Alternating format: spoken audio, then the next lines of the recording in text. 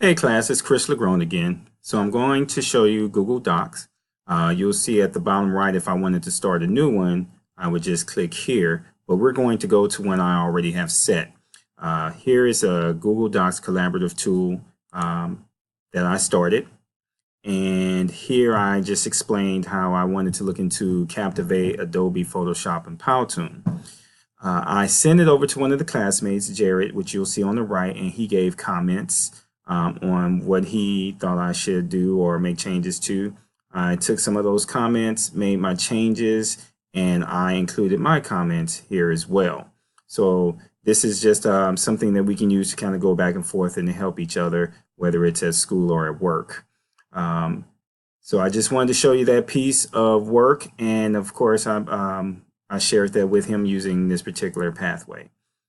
Thank you for your time, and you have a good day.